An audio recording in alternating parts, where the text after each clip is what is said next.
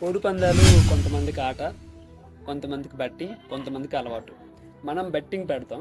ఆ మోగ ప్రాణాలు పెడతాయి. అవి రక్తం చిందిస్తుంటే మనం ఎంజాయ్ చేస్తాం.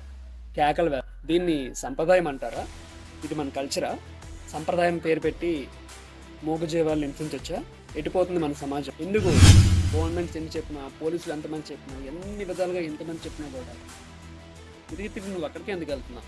ఏముంది అక్కడ? ఒక ప్రాణి ఇంకో ప్రాణిని కొట్టుకుంటుంటే ఎందుకు అంతలా నువ్వు ఎంజాయ్మెంట్ చేస్తున్నావు?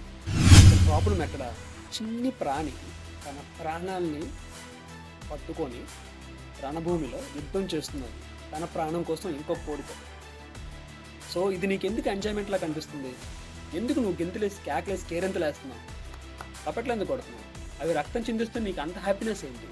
అదే నిన్ను తీసుకొచ్చి ఆ ప్లేస్లో పెట్టి ఎదురుగా ఒక బాహుబలి నుంచి కొట్టుకుండా రక్తం చిందించడానికి గెంతితే నీకు ఎలా ఉంటుంది? అప్పుడు నీకు అయ్యో పాపమా?